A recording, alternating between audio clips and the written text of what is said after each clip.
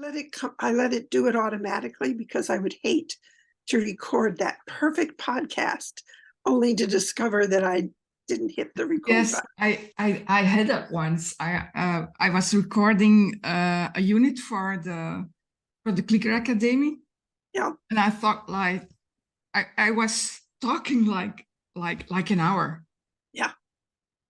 And it's ago. particularly if you have, like when you're talking with a guest, well, getting that person back and then having, if it's been one of those really fabulous conversations, Yeah, you that never, doesn't happen again then. doesn't Yeah, happen again. yeah. So we are recording, so that is good. Yes, we are. So what preliminaries do we need to go through before we get to the heart of things? Well, I'm happy that you wanted to do it because it started because, well, there's people all kinds of, they get instructions from all kinds of people, and there's sometimes of course I never see the people that are doing where things are going great with their teachers, and they change instructor, and so you get these images from other instructors like they do this, they do that, but you never see the ones that succeed and stay with that instructor. But you do get a sense of the different kinds of ways of explaining things, beliefs, and structures and exercises that people do differently, because I believe that is because they teach from where they come from the Right. horses that they had, or Yes. the people that they got their inspiration from. We're all influenced by the horses that we have. There's no question that my training has been shaped by my horses. If you ask me who are my principal teachers, I have to say my horses. And my horses are not your horses or the other person's horses. So of course we're all going to have a slightly different take on clicker training. But and I guess we're already jumping into the heart of things, but which is the nature of things. So way back. So I stumbled across clicker training in 1993. So, I'm early on the bandwagon, as it were. And I stumbled across clicker training through a friend of mine who trained Irish wolfhounds. And we were having, she bred and trained Irish wolfhounds. And we were having one of those lovely conversations that two people who like training have, where in the midst of that conversation, she said, but of course you've read Karen Pryor's Don't Shoot the Dog. Well, this is 1993. And I'd never heard of Don't Shoot the Dog. If Karen had called it Don't Shoot the Horse, we would have had clicker training more in the horse world before the dog people got it, but she called it Don't Shoot the Dog, so the dog people got to grab hold of it. Well, I hadn't heard of it, but Karen, or my friend, said it in one of those, in such a way that I said, this is a book I need to look up. And of course, when I read Don't Shoot the Dog, as many people had that experience of saying, wow, this is this is really important. And because my background is in behavior, it all made what Don't Shoot the Dog made sense to me. It's not a training book. It's really more, I would say, she's trying to explain and describe some of the major principles and concepts of behavioral analysis, though she didn't frame it in that way. But it's still it's a really useful, great book, and particularly the chapter on punishment. I remember thinking to myself, oh, we in the horse world really need to understand this. When Karen talks about how punishment is reinforcing for the punisher, we see that in the horse world. When she talks about it being the slippery slope and all the things that she talks about in terms of punishment, we see acted out all the time in the horse world. The horse world is so punishment based. And I always think, the horses of the universe must have heard me say, no, we need to know this better, because they said, all right, we're going to drop clicker training in your lap, go run with it. And at that time, there wasn't other people had clicker trained horses. Karen Pryor had clicker trained her Welsh ponies in Hawaii. I was not, by any stretch of the imagination, the first person who said, oh, I wonder if this will work with horses. Of course it works with horses, but nobody had gone out and developed a training program around it. And no one was writing books or really even articles about it at that time. If you were looking at clicker training horses, you were basically by yourself. So all these people today who say, oh, you don't understand, there's nobody else around me. It's like the resources that are now available to you about how to clicker train horses are vast. But at that time, I think we could honestly say that you were on your own. Well, one of the things that I observed was, so Karen Pryor had teamed up with Gary Wilkes to do a series of seminars on how to train, how to apply clicker training. And there was the Click L list. Were you on the Click L list at all? I think I met you. I got on the internet in 1996, and I think I met you on Horsemanship L. Okay. On the horsemanship list. Click L would have been active in 1996. It was a lovely list, because at that time the internet was in its infancy. Afterwards, I do remember Click L. Yeah. Yeah. Okay. Yeah. So it was a lovely, lovely list at first, because everybody was on it. You only had to go one place, which was lovely. So, Karen Pryor was there, Bob Bailey was there. If you wanted to find out what people were doing, all you had to do was go to one place. And now we have, so many places that it can drive you crazy. But it was in its infancy. We were a very small community. It didn't matter what species, we were all on the Click L list.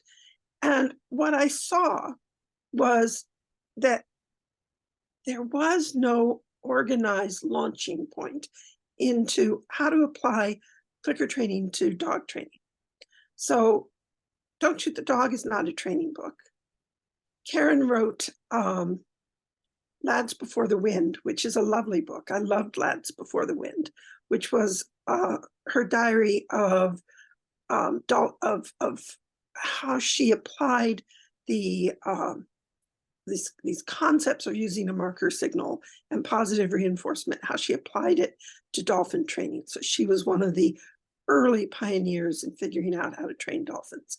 And so it was a diary of her time at Sea Life Park, and it had just sort of wonderful insights on how to think like a trainer. I really enjoyed Don't Shoot the Dog or Lads Before the Wind. But again, it's not a manual. It doesn't tell you how to do it. And then she produced a couple of videos very early. They were just recordings of seminars. But in those recordings of seminars, and I tracked them down, I got a hold of them, and there were two video clips that just really were just fabulous and fabulous guides. One was of a 12-week-old Mastiff puppy. And Gary Wilkes trained this dog. And Gary Wilkes now, he's gone off in some directions that a lot of us in the clicker training community are not comfortable with. But this is history. It is what it was. So, he's the one who called it clicker training. Yeah, I believe. Yeah. No, actually, I think it was Karen Pryor. Oh, okay. So Karen coined the term clicker training. And what Karen did not do was she did not trademark it. So Gary trademarked click and treat, I believe. And someone else clicker trained, Jim Logan, clicker trained or trademark click and reward. And I was looking at that going, if you keep trademarking all of these catchy little phrases, how are any of us going to talk about this? But Karen didn't do that. She gave it to the world. Clicker training she gave to all of us. And that was actually how I met Karen, because I wanted to launch my website which had a series of articles on how to clicker train horses. And I wasn't sure if I could use the term clicker training. So I emailed Karen and I sent her my articles and I said, is it all right if I use clicker training? And 24 hours later, she emailed me back and said, would you like to write a book for me? And that was the first book. Okay. Okay, I can do that. So that was Clicker Training for Your Horse. And that was the first book that she published in her new company, Sunshine Books. But what I saw was, so Gary was training this Mastiff puppy. And at that time, 1993, the only dog training I'd seen was pretty hands-on, jerk and pull, push the rear end down, leash pops, that kind of thing. That was the kind of training that I had seen in dogs. And without touching this puppy at all, he used a food lure, and the puppy looks up and the rear end goes down. A lot of us have seen that kind of thing, probably even done that kind of thing. And within literally a couple clicks, this puppy is sitting. The puppy is staying down. Gary can walk around the puppy. He can then use a lure to get the puppy to lie down. And he's got this puppy in a down stay within minutes, and he's never touched the puppy, jerked on the puppy, yelled at the puppy. It was lovely training. And then the other training that I saw, the other video clip, was a pilot program from the San Diego Zoo with Gary Priest, who was then the director of training at the San Diego Zoo. And this program was done, I believe, in 1986. And it was a video of an African bull elephant named Chico, who had tried to kill his keepers on several occasions. And elephant management is very dangerous. In most of the modern zoos now, not all the modern zoos, they have to use protective contact. They do not go in with the elephants. But at this stage, they're still going in with the elephants. But it was decided that because this elephant was so aggressive towards people, no one could go in with him. And so for 10 years, he'd had no foot care. So imagine your horse after 10 years in a not, really ideal environment for a horse. A zoo environment for an elephant, they're not getting the wear and tear that they would in nature. And the worry was always if this elephant got an abscess, because elephants can't lie down that long, that it would be the end of, it would be fatal. So they used targets, and they made a little window, little opening in the gate of his enclosure. And they used targets to bring Chico up to the gate and to teach him how to orient to the gate and lift his foot up through this little window onto a stirrup bar. And then they could trim his foot. It's a lovely video. And they could get all 4 feet. And at one point, Gary is saying, I cannot impress upon you enough how aggressive this elephant was. And yet he's doing all of this for a bucket of food treats and the social attention. And I looked at that and I thought, oh, we in the horse world have so much to learn, because we've all seen it. 3 men and a boy, the twitch, the ear twitch, holding this horse down who doesn't want to have his feet done. We've seen the how it's often done in the horse world. And it was just lovely. So I went out to the barn with my pockets full of treats and a clicker in hand. And at that stage, my horse, I'll finish one thought and then we'll get to another thought. So what I saw was that Karen and Gary were giving these seminars. And, a seminar is great, but there's only so much that you can cover in a seminar. And the seminars, they weren't showing you sort of an organized training program. They were showing you ways of using a marker signal, and that's different. And so everybody who was attending those seminars kind of went off and remembered or invented what they thought they had seen. And Gary did some very, I'll call it, inventive and creative ways of using a marker signal that were not mainstream to what evolved over time in the clicker training community. So you got some interesting, well, I think this is how you do it in the dog world. And so you got a lot of variation going on. And I looked at that and I was reading the lists and seeing what was sort of chaos. And you'd get these back and forth, very combative. It's done this way and it's done that way. And so I really waited until I had the book, Clicker Training for Your Horse, before I really started giving clinics and seminars, because that way people could always refer back to, you know, if I always thought of the book as sort of a launching pad. I want people to be creative. I want people to be innovative. I want people to learn from their horses, and not, it's because clicker training is not about following a recipe by any stretch of the imagination. But if you get into trouble, you know, if something starts to go a little pear-shaped, that you have a way of backpedaling back to something that has a stable structure and foundation, and where you can then regroup and go, okay, I see where I got into trouble. And I always thought that was important. So I don't know what launched us in that direction, but I know, because you were saying how many that there's all this variation that you see out there. Yeah. I remember you were writing on horsemanship, Al, yeah. I think, and everyone was there as well. The horsemanship, yeah, Parelli people and everything.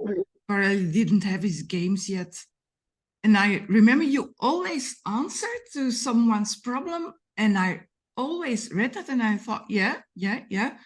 But I had all prejudice that you can imagine. I always say that to everyone. You can't give me one prejudice, because I had them too. I did too. Absolutely.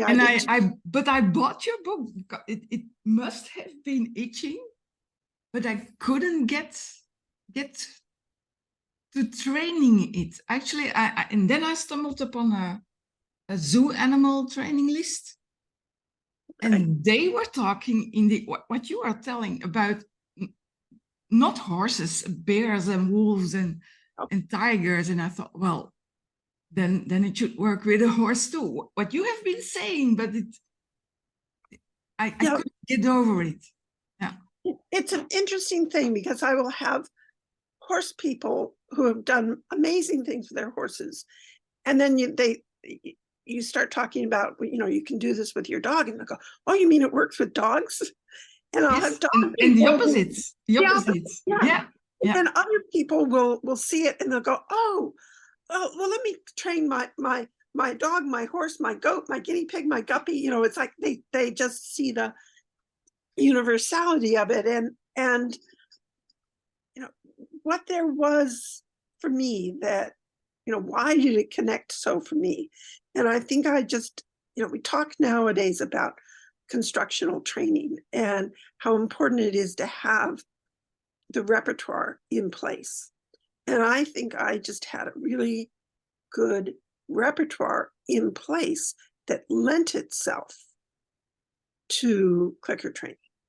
You know, where I could apply I could make use of the marker signal really effectively, because the repertoire that was in place already fit well with clicker training. And you know, what are the components that make it a little more of a struggle for one person, less of a struggle for another person? I don't know, but for me, it just sort of snapped into place. And part of it was when I started clicker training, my senior horse, Peregrine, my thoroughbred, he had hoof abscesses in both of his front feet. And I've shared this story many times, so some people may have heard this, but it's all right. It's always fun to talk about him. He had hoof abscesses in both of his front feet. So he was laid up. This was a horse who was used to turn out 24/7 with his equine friends and all. Now he's in the barn, barely able to walk. And not only did I need to take care of his feet, but I wanted to provide him with some enrichment. And I had just been looking at those video clips, and all I'd seen was really that targeting, the sort of simple versions of targeting. But I had a horse who couldn't do anything. He couldn't walk, but he could, with his nose, orient to a target. So I got an old dressage whip, sort of pulling it out of the corner of the barn, wiping the cobwebs off of it and holding it up in front of him. And he thought it was quite interesting. I thought it was quite interesting. And that was sort of the rest is history. So I started with simple targeting. And then as he was able to, and targeting just with his nose, because walking was not in the cards. And then as he became a little more comfortable, we could do a little bit more movement, and gradually I could ask for a little bit more. And when after 7 weeks, he was back in work, and I remember the first time I got on him, he'd been laid up for 7 weeks. I got on, I was just going to ask for simple things because he hadn't done anything for 7 weeks. So the ride was not a super advanced ride. It was just really simple things. But he felt further along in his training than he had when he was laid up. And that's not the way layups work. That's just not how they work. So I thought that was really interesting. And I could almost feel him. There were things, simple, basic things. This was a horse. Peregrine was a horse who, when he had a really hard foaling, and it damaged his back and his pelvis, so that when he grew up, his stifles locked. So his stifles locked hard in both legs. And there were times when often he could not take a step because his stifle, which is the equivalent of our knee, the tendons just would not release and the leg would be rigid. And when I was introduced him to clicker training, he was 8 years old, and he had been locking in his stifles for 8 years. So he was a horse who had a lot of training in him, but also had a lot of problems coming from the stifles. And I remember sitting on him, and I could almost feel him saying, "Oh, that's what you wanted me to do. Why didn't you just say so before?" It was really interesting. And so what I started to do was to reteach everything that I had ever taught him using the marker signal and positive reinforcement and the structure of clicker training. And that included simple things. It included more advanced work. So it included all the lateral work. It included piaffe. It included, I had been introducing him to Spanish walk. And I think it was actually interesting that it was the Spanish walk that really helped him the most when I retaught it with the clicker. But over that first winter, Peregrine stopped locking in his stifles. Just stopped locking in his stifles because he owned how he was using his body.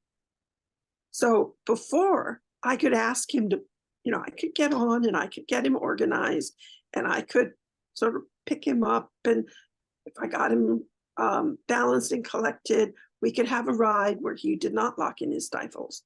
But when I released him and sort of left him to his own devices, the stifles would lock again. And all of a sudden, that wasn't happening. Yeah. So what it told Can you me, imagine? It's one of the things that amazed me the most about clicker training is that horses learn where their bodies, where their feet are, where their hips are, and their shoulders, and understand that they can steer it. Yeah, they own it. They own it in a way that is really different. And so, so on one level you could say, well, clicker training, it's a nice tool. I have a horse who doesn't load well onto the trailer. Let me dust off my clicker and get my treats and use it as a tool to get my horse on the trailer. Or my horse fusses with the farrier. Let me use it as a tool to teach my horse to pick up his feet better. And if all the clicker training was simply just a nicer way to teach a horse to pick up his feet, there are lots of ways to teach a horse to pick up his feet. And if you're patient, even traditional ways don't have to be harsh, don't have to be unkind.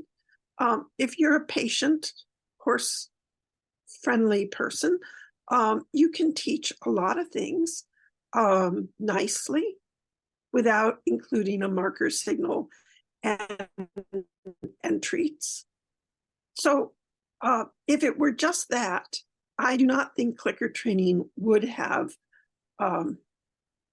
been my entire, my focus for 30 years, which is what it's been. But what I saw is this is something completely different. This is not just another tool for teaching a horse to pick up his feet. It just isn't. It's something else. It's something different. It's something more. That when Karen Pryor named one of her books Reaching the Animal Mind, I think she got it exactly right. Yeah. We are reaching the animal mind. I remember when I tried the first time with Gazelle, who you met then in 2000, when I first went out there, and I had the feeling that she like finally the alien is talking to me. That was the impression that I got from her. Yeah. I remember going back inside with a mental jet lag of there's someone inside there. There is, and I had horses, and I'd ridden horses, and I did gentle stuff, gentle kind of horsemanship, but this was something else. There's sort of what I call people who are, it's like they're primed for clicker training. They have so many of the pieces, and it's just a matter of giving those last couple of nudges and some of the information, like the use of a marker signal, adding in the positive, the reinforcers, and so on. But they're basically primed and ready for clicker training, and it's not a big shift for them. For others, it can be a huge shift, and really quite a struggle. What do you mean my horse just bit me? What do you mean I shouldn't punish him? Kind of thing. I'll give him a treat when he does it right, but I need to correct him when he does it wrong. And so there are little steps that get you closer and closer to that, where you really are focused on what you want to teach, what you want your learner to do.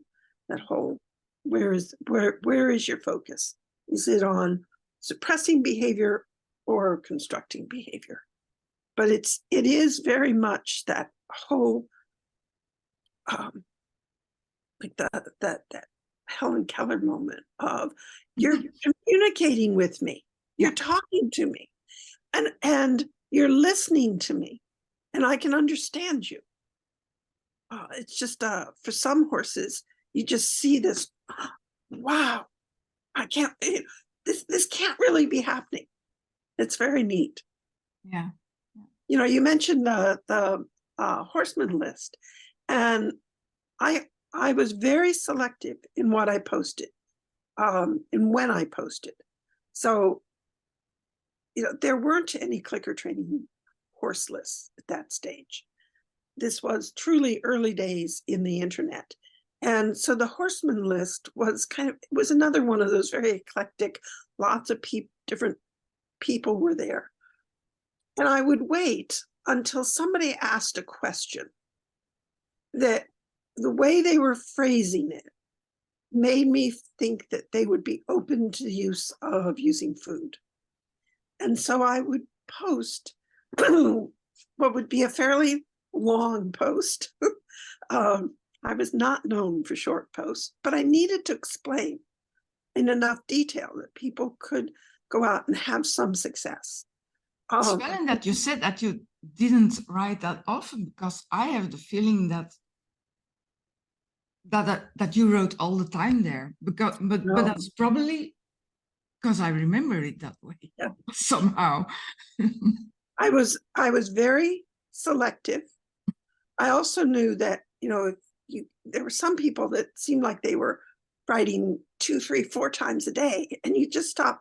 I would stop reading them. There's a sort of a sweet spot in terms of how many times you post if you want somebody to notice you. If you post too much, it's no good. If you don't post enough, they don't know who you are, kind of thing. I was only posting when it seemed like the person would be open to and interested in clicker training. And then I would write a very long post. Maybe that's why I felt like I was always posting, because it took so long to read these posts. And there were the person would write back, and it was always in capitals with lots of exclamation marks. My horse is so smart. This is so amazing. And that was what it was all about. And then there was one person he was so funny, because he was so reliable.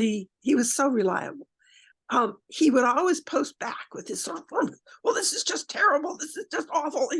He sort of felt like he needed to stamp this out like a wildfire before it spread. And this, you can't do it. And he would have all of these objections and why that this was such a terrible thing to be doing. And I never responded to him directly. I never answered his post directly.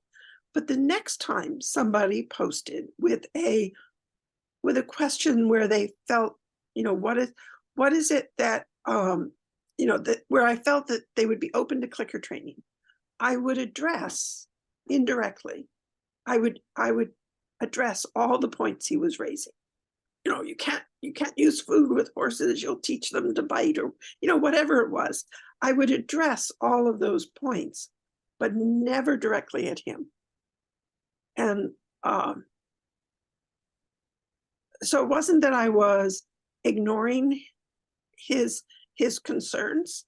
I mean, we all had those concerns. I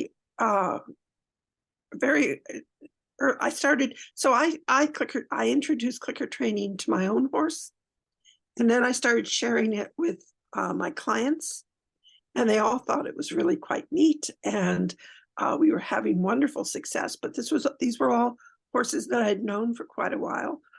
And I remember asking at one point one of my clients, so what is it, what have you been liking, in terms of the things we've been looking at recently? So I really love the clicker training.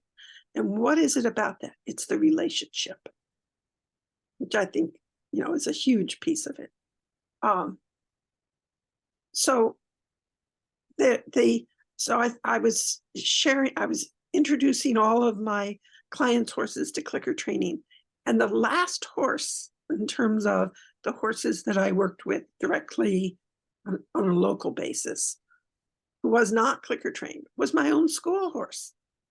Because I thought, he's really very nice, and he's not muggy, and he doesn't bite. And what if I introduce him the treats? What if he gets muggy? And I finally at some point said, this is ridiculous. I can't have the only horse who isn't clicker trained be my own horse. So I introduced him to clicker training, and it was a total non-event. He was a gentleman before, he was a gentleman after. But what was interesting with him is his Magnet, our Arabian, and I've written about him as well. He was a lovely horse, very lovely horse. but I would call him, and I hate to say this out loud, I would have called him an ordinary horse. Once he was clicker trained, he became an extraordinary horse. So he could have easily gone through his entire life not having anything to do with clicker training, and he would have been a lovely horse, easy to get along with, safe to ride, pleasant to ride, all of those things. But with clicker training, he became a 1 in 10 million horse. And that's another of the differences. Yeah. Yeah. They grow into themselves. Or how should I? They come out. they get to be who they are. Yes. Because that's something there are people, I don't teach as much anymore at someone's place, but I remember times where people would say, let's start these two horses, and this horse will be grumpy, and this horse will be working right away, and then it would be the opposite. And I thought, well, that's normal. How could you get to know someone if you only see him being coerced into doing what he has to do? Yeah. You can only get to know someone when you see him doing what he loves to do. And when you're using punishment, you are suppressing behavior, which means that you're suppressing the personality. And it's not safe to express your character, your personality. And in clicker training, it is very much safe to express your personality, and it's something that we enjoy. You know, the horsiness of horses is something that we get to enjoy. So. But I must say, and that leads to a question that I have. I do see horses who are being clicker trained, who are, how should I say it, kept small, slow, and stay with me and don't run. They are nice also and pleasurable, but they don't enjoy themselves. I see that as well. One of the expressions that I have is, just because you are using positive reinforcement does not mean that your learner is having a positive learning experience. So if you are inconsistent, if you are confusing in your handling, if you are asking for too much too fast, if you are not aware of a horse's balance, so you're asking for things that this horse with arthritic hocks really shouldn't be doing, and you're not noticing all of those signs of the horse saying, human, don't ask me to do this. It doesn't matter that you're using positive reinforcement. You can still have a mess. So just because you are now starting to use a marker signal and you've put treats in your pocket does not guarantee that you are going to have smooth sailing by any stretch of the imagination. So there are all kinds of ways in which training can go off the rails. And some of it is handler related, where there are handling skills that have created enormous confusion and inconsistency. And some of them are, there are physical issues that have not been recognized. And with horses, you sometimes have to be just such a detective to really figure out what is going on. But my experience has been that almost without exception, when you keep encountering an issue in the handling that doesn't go away with reasonable handling, there is an underlying physical cause. And that can be very frustrating. It can be, when I'm working with new clients and I'm watching the way their horses move, and there's to say to them, I think I don't think your horse is sound. I think he hurts. That's really hard because it's not what they want to hear, but it's so common. It's so common. Which doesn't mean that it's the end of the road, because there's so much. I mean, absolutely, we have to look at better foot care, better medical care, look at the nutrition. There may be changes in the way that they're being kept and managed. All of those things we need to address as part of a training program. And then part of training, we can so help horses to be more comfortable. There's all the cooperative medical care that makes their life more pleasant. There's the clicker training provides enrichment opportunities. So you may find that actually this horse that you hoped to ride is not going to be your riding horse. And there's a grieving process that goes on with that. But that does not mean that that it's the end of the relationship by any stretch of the imagination. Yes, and on the contrary, I guess lots of people get an interest in clicker training and don't ride anymore after that. I see that as well. Yeah. Yeah. For many different reasons. Yeah. I love to ride, and I think when riding is done well and is introduced well, I think horses they like to be ridden. Yes, that's my personal experience as well. Yes, that they like to go places and they like to move. Yes, and there's something about it's very anthropomorphic, but I remember when I started my young horse Robin, and this is now a long time ago. There was sort of this sense of, I want to say pride. I'm carrying her now, which is very anthropomorphic, but that feeling was there. And, certainly riding can be very destructive, can destroy horses, can be very abusive to horses. We've all seen that. But good riding is part of what we use to keep horses sound. And it certainly expands the relationship.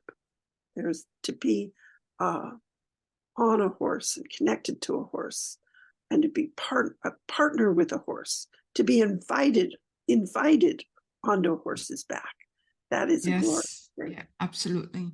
Yeah. When I see horses race to a mounting block, to let's do it again. Yeah. Yes, absolutely. So, clicker training has clearly, it has held my interest.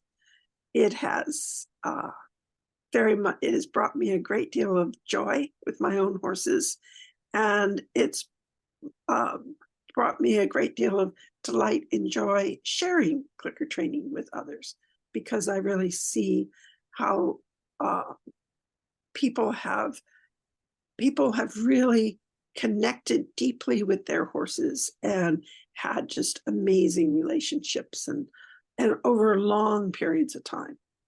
That was since we've been having that look back. And originally I know people were going, well, clicker training is just another one of those fads and it'll go away. We don't need to worry about it. It'll just go away. Yeah. So, yeah. I was on a fair this summer, and it was the first time I saw like almost everyone treating the horse with food. They were still doing things with whips and everything, and wrong timing and all the same stuff, but at least we're past the adversity for food, I think, for treating with food. So slowly it will shift. But I know a lot of people talk about, so why is clicker training not as widely embraced as some of the other training methods that come on the scene over the last 30 years or so. And part of it is that many of the training methods that are more commonly encountered in the horse world, they are a match with the dominant culture. And the dominant culture is a punitive, correction-based culture. And clicker training is not a match with the dominant culture. When I drive my car, the police are out there waiting to catch me speeding. There aren't systems set up there to reinforce me for driving within the speeding limit. They're waiting to catch me doing it wrong. We are in a punishment-based society. And so that the shift in thinking, it's more of an uphill battle for many people to really shift away. And there's a lot of pressure when you're in a barn and you're the only clicker trainer. There is a lot of pressure. Yes. That people, yeah. And whereas some people have even reported, they only train their horses when there's nobody around. Which I heard someone this last weekend tell me that. Yeah. Wow. It's just amazing to me, because what difference does it make to you if I'm giving my horse cookies while I feed? It does you no harm. And yet there is very much the sense that somehow this needs to be punished. This behavior is clicker training. Yeah. So but still, don't you feel that there's some acceptance of it? Oh, there's huge acceptance. Yeah, there was at some point I thought it's not going to work, it's not going to take off, and then suddenly everyone, like not everyone, but a lot more people start clicker training. Yeah, absolutely. And clicker training has spread around the planet. So there is an enormous awareness of it. There's enormous acceptance of it, where people are experimenting with it. Some people will be better at clicker training than others. Sort of like those early posts. I mean, they weren't a book. They weren't even a whole chapter. They were just a long post on the internet. And there were people who could read them and take off and fly with them and be really successful. And there were others who needed a lot more help. And that's, of course, true of any training method that are out there. So there's going to be, the more people who experiment with clicker training, the more wonderful successes that will be out there, but also the more there will be people who just need a little more support and a little help, because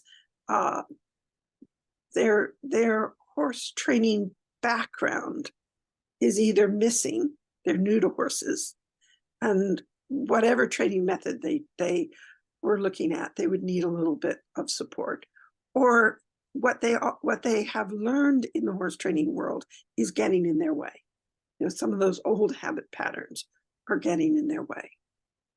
And, I think one of the strengths of clicker training is that one of the training principles is that for every behavior you want to teach, there's always more than one way to teach it.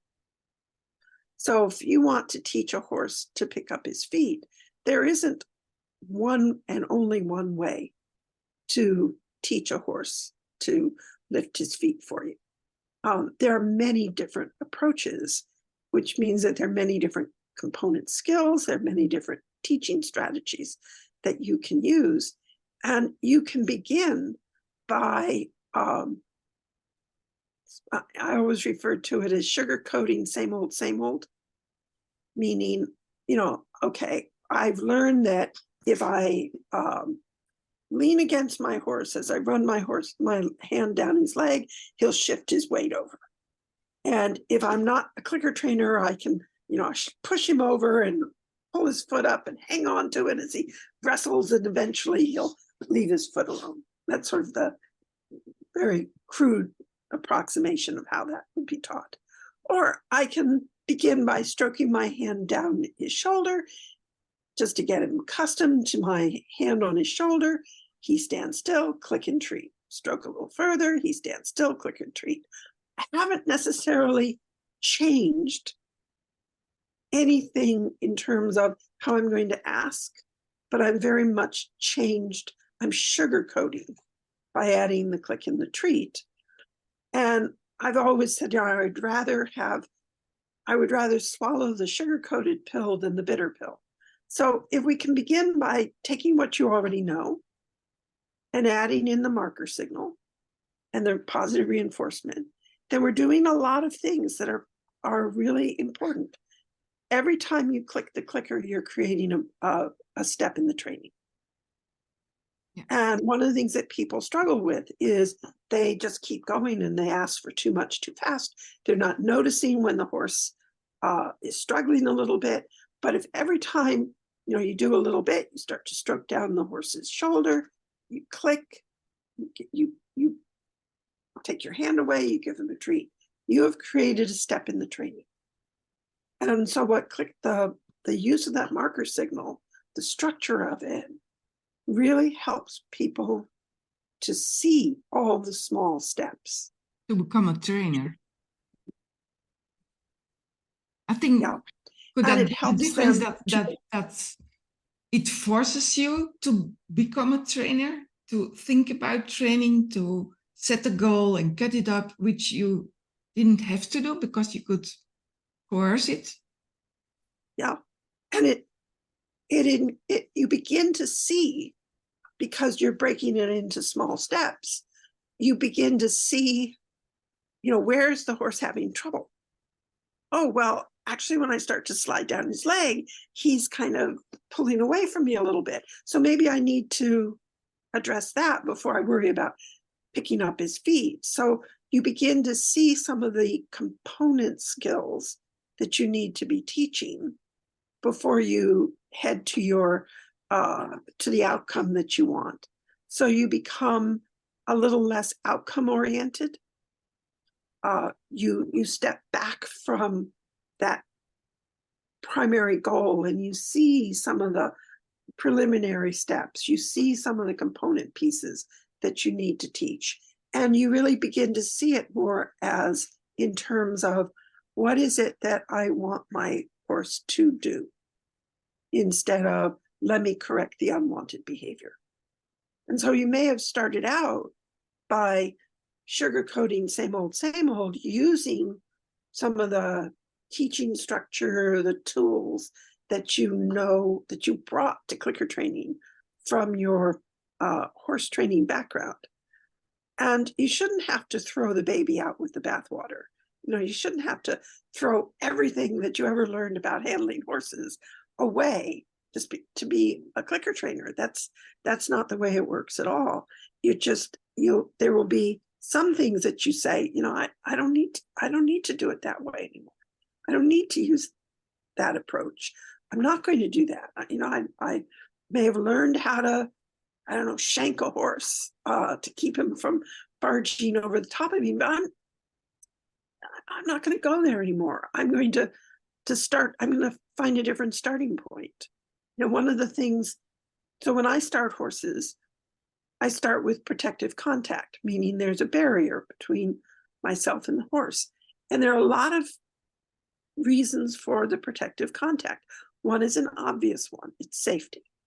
So particularly, I don't know the horse that when I'm at a clinic and so on, I don't know these horses. I don't have a relationship with the horse.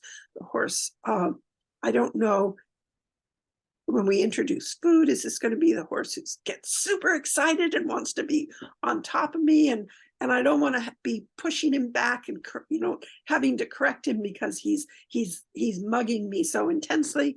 Is this the horse that, if he gets a little frustrated, is going to become aggressive in his behavior because of previous learning history, where he is going to, let me attack first before you attack me, kind of thing. So having that barrier, and it can be as simple as just a simple stall guard across a stall door, means that I can step back out of the horse's space. But by the same token, the horse can leave me because there's a barrier. If the horse leaves, it's not like I'm in, say, a round pen where if the horse leaves, well, I'm going to get after him. I'm going to chase him and make him come back to me. No, the horse walks away, goes over and starts eating the hay that's in a pile by the other corner, or walks out the back of his stall out into the paddock. He can leave. So that means that he has choice. He can interact with me or not, because he's not on a tie. I'm not indirectly with him, where my horse training body language might be telling him, don't leave, get back here, without my necessarily even realizing that I'm doing that. He's free to leave. So from the very first lesson on, clicker training is teaching him that he has choice, that he has agency in this game. He can interact or not. And if he walks away, then it's up to me to figure out, well, what do I need to change to make this, to help him become more engaged with me, and help him understand the way that this communication works. So there's enormous power in using the protective contact. And I've always thought that if we as clicker trainers, if we shared, in terms of what others looking at clicker training from the outside in, if the only thing people took away from clicker training was the use of protective contact, we would change the horse world. Because you think about how so many horses are started. People go in with, people are going in with their horses too soon.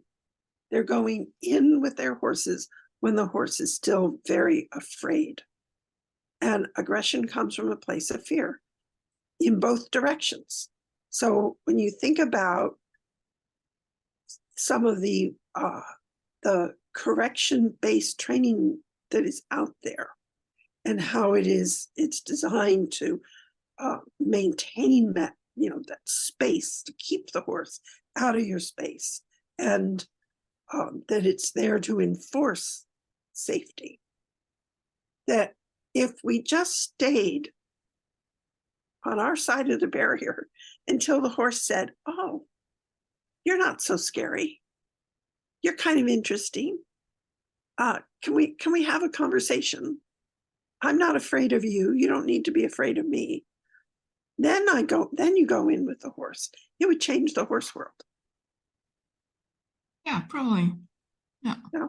I must think back to this weekend, because there was someone in a wheelchair. She couldn't move anything except one left arm a little bit. And still she trains her little pony. Next to her, stays everywhere around 2 cones, going on a podest. I forgot the word. How that on its own is the message that all the body language talk is so overrated. It's much more position and just giving the feedback when it's needed. So I thought that was she is a good trainer. Yeah. there's some mechanical issues that we are going to help with so that it's easier for the small pony to take treats. But it was also a testament to the power of clicker training, of just telling a horse what you're doing right now. This is good. Yes.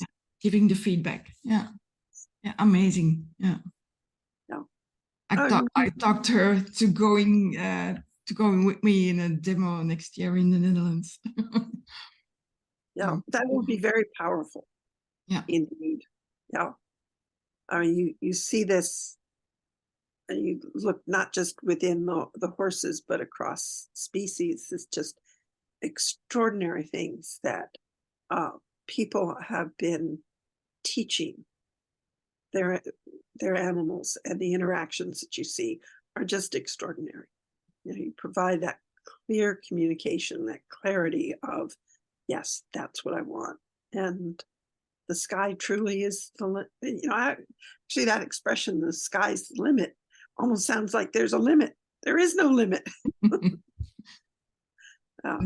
Do you feel, did you change some things from when you started to what you do now, as in basic exercises of the ways you go about some training? I would say I haven't changed so much as expanded. So the core of what I was teaching is still the core of what I was teaching. That very early on, I coalesced how you start the clicker training around the 6 foundation lessons. So teaching backing, head lowering, what I call the grown-ups are talking, please don't interrupt, which is teaching stillness, happy faces, which is, it starts out as ears forward, but it's really about looking at the horse's body language so that you become more aware of sort of the emotional behavior that the horse is expressing. And then going to a mat, I think I've named all, and targeting.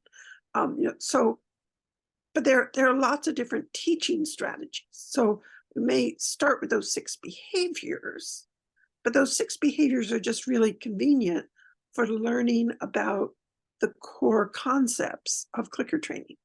So certainly one of the teaching strategies, one of the major teaching strategies that we've added was loopy training. This idea of where you begin with movement cycles. So a movement cycle is a unit of behavior, a series of behaviors performed one after the other, where there is a very definite beginning and an end. And a movement cycle is complete when you're in position to repeat the behavior. So we think about, I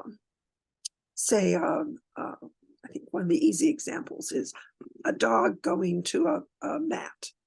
So the dog runs to the mat, lies down, stands, sits on the mat, doesn't matter. And you can click and reinforce the dog being on the mat. And that's great. Dog is on the mat. Dog is sitting on the mat. That's great.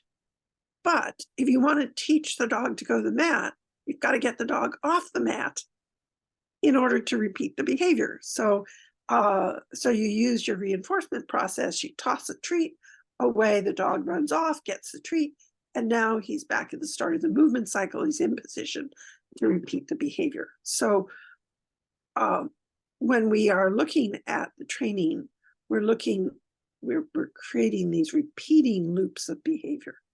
And it's a very clear strategy for teaching. So initially you're looking at the initiation of movement. So if you are asking a horse, for example, to take a step forward or to take a step back, when a horse takes a step back, he may take a step back with, say, his left front, and you click and reinforce that. And often if you're outcome oriented, you would click as the foot is coming to the ground. And if you click as the foot is coming to the ground, you're basically telling the horse, put your foot down, stand still, which may not be really what you want. But the horse has taken that step with his left front, and then he takes a step back with his right front. And then he rubs his nose on his knee, and he looks off to the side, shifts his weight forward, and then shifts his right hind back. And you've clicked and reinforced all three of those things, thinking, I'm clicking backing. But you've really clicked three very different behaviors. And it may seem to you, because we've got this concept of backing, that you're in good shape, but really you are clicking so many variations of the behavior that it can become really confusing for the learner. What is it that you want me to do? And all of those different variations, it's like you've got a big funnel and you're putting all those different variations into this big funnel. And then you're hoping that you can prune away all the parts of those behaviors that you don't want. The looking away, the rubbing the nose, all of those things. And that what comes out the bottom is a clean behavior. And that is very typical of how, particularly when people are new to clicker training or they're teaching new behavior, that is often how people begin. We've all been there, done that. But in the loopy training, you're starting with you're flipping the funnel around. So you're starting with the narrow end of the funnel. And because it's a narrow end, it's the small end, only a very small behavior will fit into that top of that narrow end of the funnel. And so you're starting with the initiation of behavior. So in that first movement cycle, what you may be starting with is you're looking at the horse and he begins just to shift his balance back. He hasn't even lifted the foot yet. And you're clicking that. So as he begins to draw back in his shoulder in preparation for lifting a foot, you click and you use your food delivery to feed him forward. And then he draws his shoulder back and you click and you feed him forward. So you are reinforcing essentially the same behavior each time. There'll be little variations, but it's the same behavior each time. And then the mantra of loopy training is when a loop is clean, you get to move on. And not only do you get to move on, you should move on. So it's a very clear way for recognizing when do I need to change criteria. So when I start to see a rhythm coming into my training where I'm getting that repeating and loop of the horse draws back, click, treat, feed him forward, the horse goes immediately back to repeating the behavior he was just getting reinforced for, then it's time for me to nudge the behavior along, and there will be what I will be looking for. What are some of the variations? Maybe as he's drawing back, I see him drawing back with a little more energy and his knee is starting to come to bend. So now I'm going to click as the knee bends, and I'm clicking on that's still on the initiation of that cycle, but I'm nudging the behavior along. And what you get are really this very minimal errors coming into the training as you use the loopy training teaching strategy. And then if your loop starts to fall apart, well, that's a great indicator that, maybe my horse is getting tired and I need to stop, or I've gotten greedy, I've asked for too much too fast. But when I start to see that my loop is deteriorating, my rates of reinforcement are falling or dropping, I'm seeing some unwanted behaviors creeping into my loop, then it's time for me to go back a couple of iterations back to the point where I can get that clean loop going again. So it's a great way for organizing your training. So the loopy training, I would say, is a teaching strategy that we've added very powerfully into the mix. The whole constructional training way of thinking added very powerfully into the mix. And so we've been adding teaching strategy. So it's not so much that we're teaching different things, but that we are, as we gain more experience, we are discovering more other better ways of teaching everything. Yeah.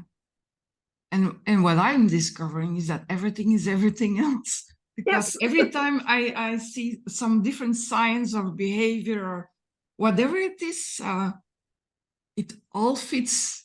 It all Yes. fits in the same story. It's just another way of explaining things. Yes. That's what Yes. I find so amazing. Yes. And that didn't happen with all the previous horsemanship stuff. Oh, that's it. To be a world on its own. Yeah. Yeah. Well, we have very consciously and deliberately gone to the behavior analysts and said, help us understand what we're doing. And that's really also made a difference in the training.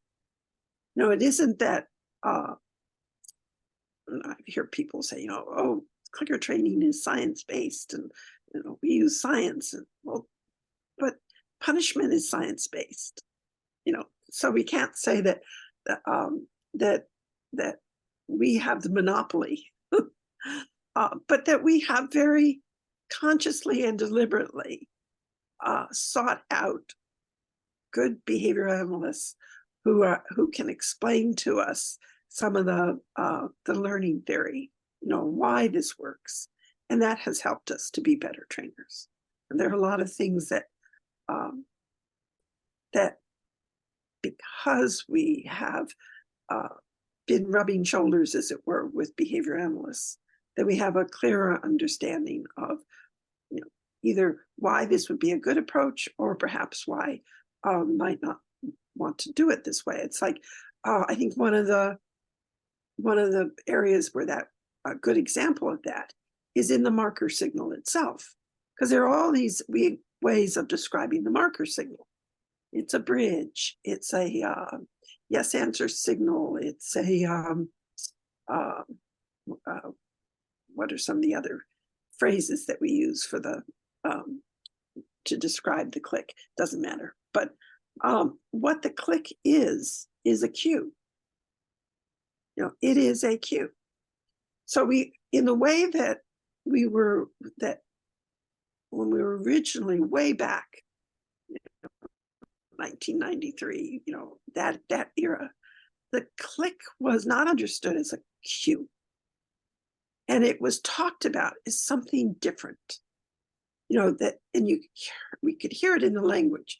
You give a cue and your learner responds. So you give the cue sit, your dog sits, you click, and you reinforce. So the language was misleading. The language made us think that the click was somehow this really something different. Magical. Yeah. Well, it was in its own class. We called it secondary reinforcer and all the rest of it, but which just confused people. But you had cues, which tells the animal what is the skill that I'm looking for, that I'm going to click and reinforce. And then there was a study that Dr. Jesus Rosales Ruiz, one of his graduate students, was doing on jackpots. And she was asking the basic question of, are jackpots useful? And she sent out a questionnaire to a batch of trainers who she admired very much. And so she sent out like 10, 12 questionnaires, and each one of these trainers sent back a slightly different definition of what a jackpot was. So right away, there's that, well, what actually do we mean when we say jackpot? And is it useful or is it not useful? And some of them were saying, jackpot is not useful. It's just a distraction. I think Bob Bailey was in that camp, but I wouldn't want to be quoted on that because it could be wrong, could be remembering it wrong. And then there were others who say, oh, I love jackpots. They're really useful. So she set up this experiment where she had a tart. She was in her kitchen. She's sitting on a very tall kitchen stool.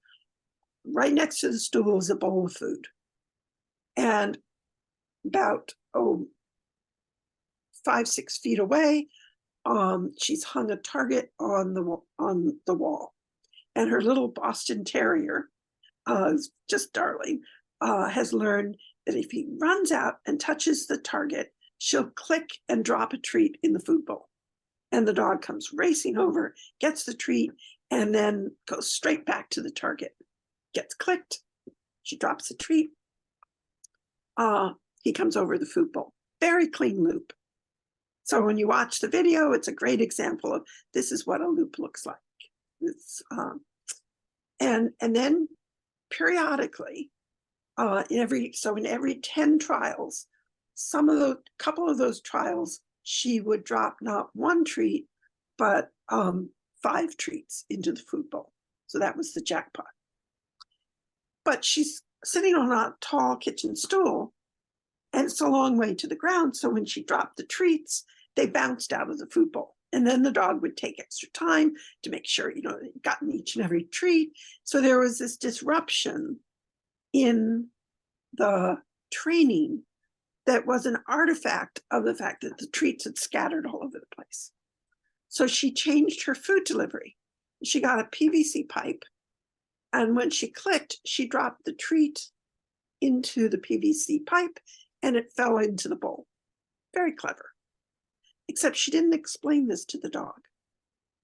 So the dog runs out, touches the target, she clicks, the dog spins around, and she just very quietly drops a treat into the PVC pipe, and the dog is, didn't go to the food bowl. He's just looking totally baffled. And then he spins back, he touches the target again, he looks back at her, completely flummoxed, because what he was looking for was that movement of her hand, which was cueing him in terms of, was part of the reinforcement process that told him where the treat was going to be.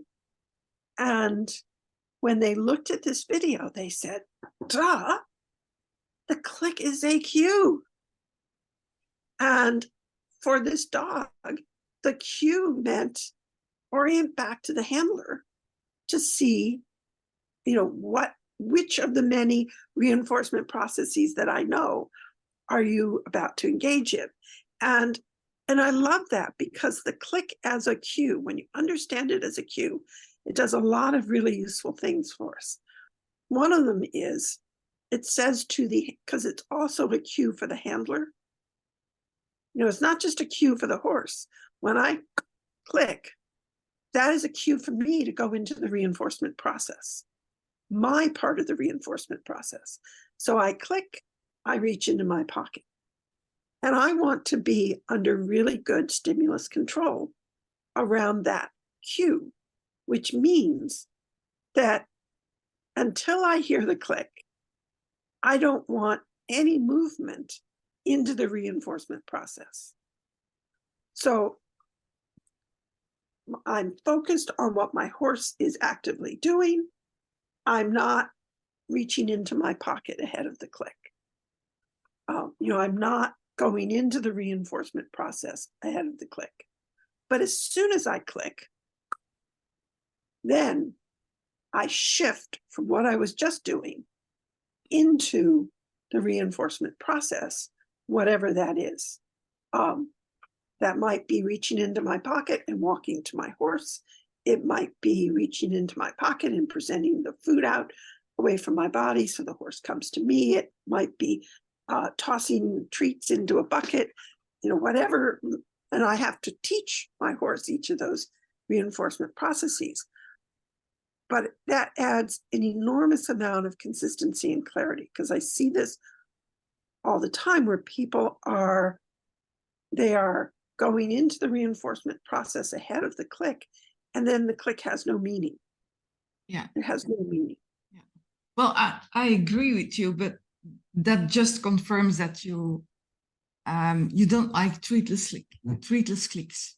I don't like treatless clicks. Well, me neither. Because, But yeah, because and so treatless clicks started with well, I don't know where they started, but Gary Wilkes experimented with treatless clicks. So he had his cattle dog Megan, who was just a phenomenal dog. She was so inspiring. And during the seminar, he would say to people in the audience, okay, give me a challenge, something that I can get Megan to do. And he would, and it might be, I don't know, putting her paw on top of a book or something. And he used a lot of treatless clicks with Megan. And he used the treatless clicks to get behavior to vary. Now, I don't know that he would have described it in that way, but he was using the extinction process. He was using the confusion that goes along with, you just clicked, where's my food? And the inconsistency that is generated to get the behavior to vary. But Megan had a huge repertoire. So when her behavior, when she got a little frustrated, she would start throwing behavior at him. And because she had such a big repertoire, she very quickly would land on something useful. And so before she got too frustrated, she would be offering him something he could use, and they'd be off and running with that. But he didn't explain that in terms of this is why it works for Megan. I don't know that he even understood why it was working that well for him. But I started, I'm an experimenter. So I went to my horses. It's go to people for opinions and horses for answers. I love that expression. So I was experimenting and I was seeing, what do let me use some of Gary's strategies. And that included treatless clicks. And I found I didn't like them and my horse didn't like them. So one of the things that Gary cautions you about is be careful about falling into patterns, because horses are very good at recognizing our patterns.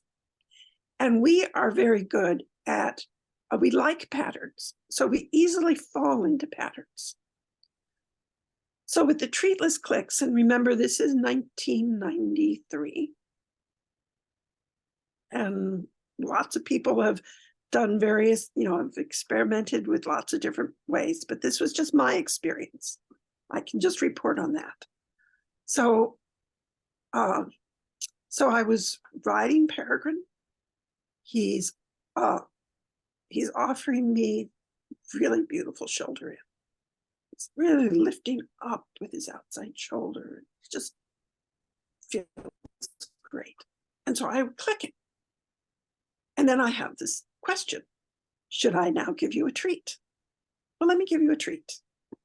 So Peregrine is recognizing what it is that I want. So I get him organized, and immediately I'm getting another beautiful moment. So I click it. Now I treat it the last time. So maybe I shouldn't treat this time. So now let me ask again. And okay, I'm still getting a nice moment because I haven't yet frustrated him to that extent. So I click. And now what do I do? Do I give a treat? Do I not give a treat? And if I give a treat, am I falling into an every other pattern? What should I be doing? And I just decided this is too much thinking, as it were, to avoid falling into the trap of falling into a pattern, and to avoid the frustration of, wait a minute, why am I not getting a treat? And so this was before I was really thinking with the clarity of the click is a cue. And so I just decided that if I click, if it's good enough to click, I need to reinforce it. And if I need a keep going signal, if I want a keep going signal, there are so many other signals that I can use that can mean this is great. I really like this. Keep doing what you're doing. And now click, I will give you a treat. So that made sense to me. I can, if I want to keep going signal, let me have a separate, clear, signal, but I don't want the same signal to have these very different meanings. And then when we start to get into this understanding of cues, then what you really begin to understand is that the power of cues is that the effect of cues works in two directions. So a cue tells my learner what to do next, and it also reinforces the preceding behavior. And that's your powerhouse. So that the fact that cues, whether it's a click or some other cue for something else, that cues have a reinforcing value. And when you don't follow through with the meaning of that cue, then that begins to erode, diminish, disrupt the effect of the cue. So no, I'm not an advocate of treatless clicks. But at the other end, there's a lot of people that start using a lot of food without clicking. Yeah. For example, to keep the horse next to them, which is called continuous feeding.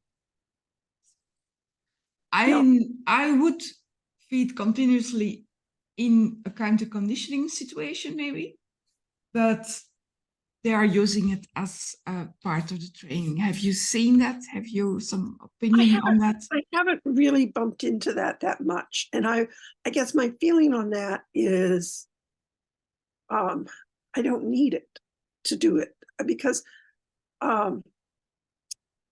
we're teaching, the grown-ups are talking, please don't interrupt. That is a behavior which I teach using a marker signal in treats, where you're teaching the horse to stay with you, to stand in stillness next to you, and then out of that you teach basic leading. There is one place where I do use continuous feeding, and that's and this is something again that developed through Peregrine with his stifles.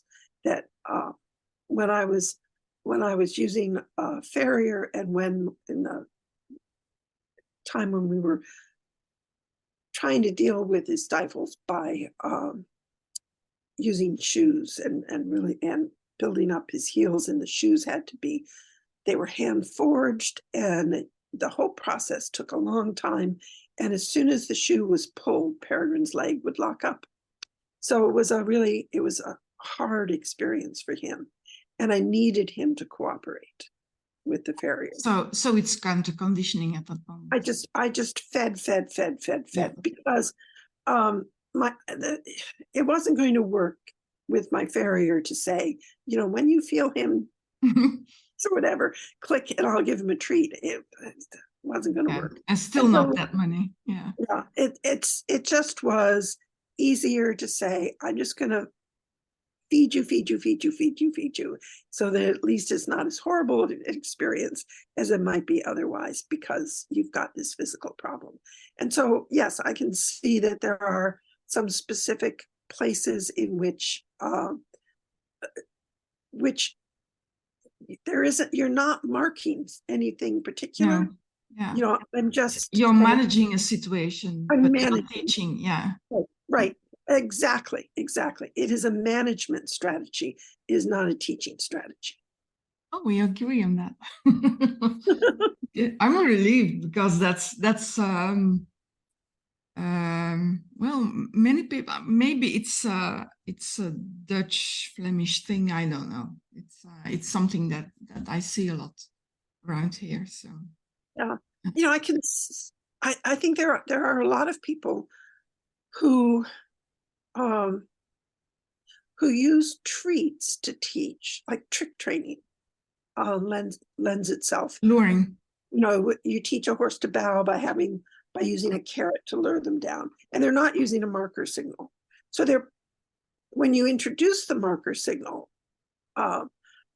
often they just go, oh, wow. And then their training really takes off. But for others, they just say, well, but why do I need it? I've got the carrot. I can lure the behavior with the carrot. And I think one of the things that we want to use, I guess one of the reasons that I like the marker signal, that's the way to phrase it, is for me, the marker signal has always been a clear gatekeeper, meaning that the only time, and this actually preceded clicker training. So before I ran into clicker training, I liked giving my horses treats. You know, they're my friends and family. I like giving them little treats, but I didn't want the treats to become a problem for them. And I've certainly seen a lot of horses where the treats are just given for no reason at all. And they're, you know, and the horse is constantly looking because they don't really know why they're getting a treat or when they're getting a treat, but they know that you might have a treat, so they're going to check you out. Well, pre-clicker training, I always gave a signal before I gave a treat. It's like, I was so close. I just needed that little bit of, oh, you could actually use this to train. Yeah. Yeah. But so I was accustomed to the idea of, I'm going to let my horses know that if you don't hear that signal, don't worry about getting a treat. It's not going to happen. It's not going to be forthcoming, so you can go think about other things. And I see this a lot with the dog training, where the people are using treats and the dog is so fixated on the treat pouch and they're always tracking the food. And I don't find that very comfortable. It's not something that I really would say, oh, let me teach that way. It doesn't appeal. So with the horses, I think when you click and then you reach into your pocket and get the treat, or you've got, maybe even if you have a hand, you're preloaded your hand, but there's not going to be any treat delivery until you hear the click. And that frees the horse up to think about other things. I don't need to keep my eye on you. I don't need to worry about it. I know that there isn't going to be a treat until you hear the click. And so the click helps to be a gatekeeper, and it just keeps that confusion at bay, as it were. And because we are working with large animals, I think that having that clarity of when you can expect a treat to be forthcoming is really important. And I don't want to muddy the waters. Now, once I have developed a long-standing relationship, there are things that I let my horses do and that are part of the relationship, the pet relationship, as it were, because, you know, we've known each other for 20, 25, 30 years. So there are things that just come into the relationship where somebody else from the outside looking in might be going, oh, you know, you shouldn't be letting your horse do that. It's like, well, it's okay within the relationship, but it's not where you would start. It's not where I would start. What do you think clicker training needs to get more out there? How could we fasten this up or something? Do you have some ideas on that? What do we need? Well, certainly we need the more great examples people see of good training. But I recognize why so many people do not put their videos up on social media, because the sharks are out there and they've been attacked. So we have to be careful about what we put out there, because often it is attacked in a way that is very harmful. So I recognize that there are reasons why people are cautious about what they post. But having said that, the more great examples that that people can see, the better. The biggest change to make clicker training really spread is to for all of us to ripple out into our communities the mindset of let us look for what it is that we want to construct, and to model that with our horses, to model that with our work colleagues, to model it where, when we post on the internet, to post in a way where we are being kind. That where I talked about that one trainer who, in those early horseman lists where he was coming back, I want to just, take you on and stomp you out. It's like, I'm not going to respond to you. I will respond to you down the road. I will address your concerns, but not in the heat of the moment.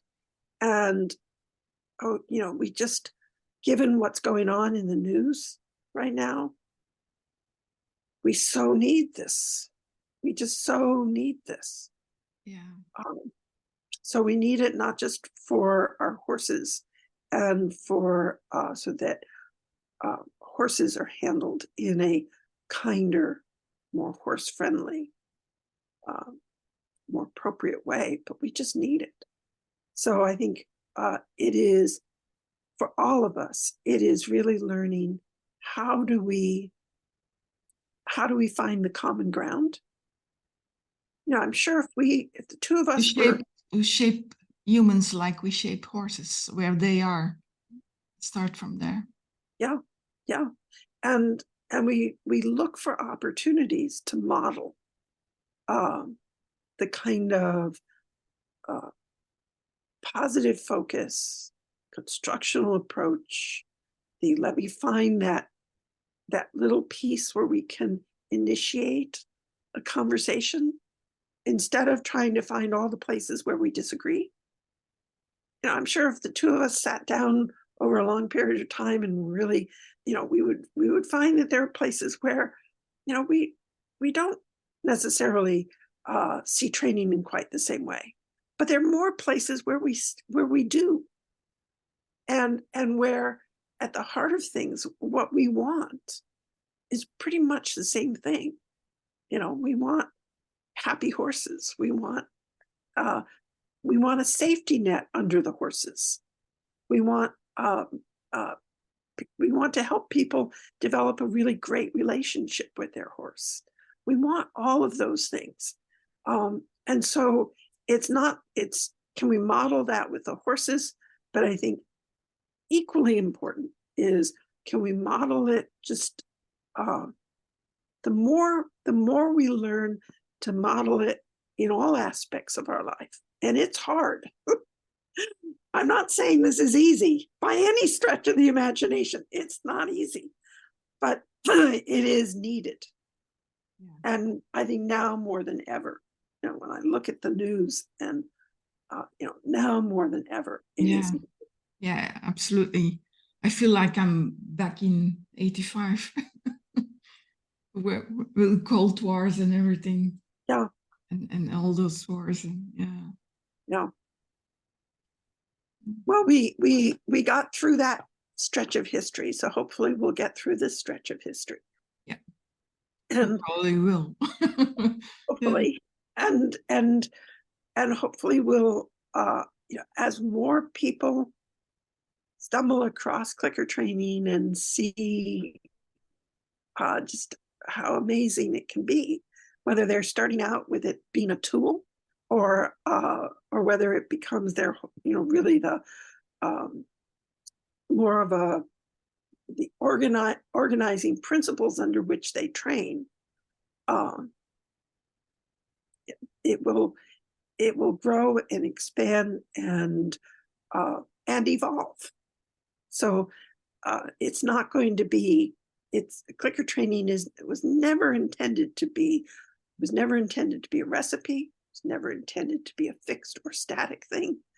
That it is always about expanding, growing, learning more, becoming better. Yeah. Yeah. It's like the over application in my eyes of continuous feeding. It's good that there are people who are doing that and experimenting with it and maybe find the limits of it. And maybe there's always something to learn. Well, that's an interesting way of phrasing it, because there are lots of different teaching strategies. So, I can free shape things, I can use targeting, I can, what I refer to as shaping on a point of contact, which involves the rope handling, because with horses, we do put halters and leads on horses. We do ride horses. So we are going to have tactile cues. Pressure and release of pressure is the language that we use. So it's not, oh, well, now that I'm a clicker trainer, I'm never going to put a halter and a lead on my horse. It's more, how am I going to teach my horse how to understand what those tactile cues are communicating? And so it's more, it's not, do I use a halter and a lead? It's, have I taught my horse how to understand those tactile cues that is important? And so I've encountered people in the clicker training community who say, I'm going to do, I don't want to use punishment at all. I don't want to use negative reinforcement. Which, it's sort of these are interesting statements. It's like a stage you have to go through sometimes, yeah. And they'll say, I'm only going to use targeting and free shaping. And I've always thought, well, that's fine.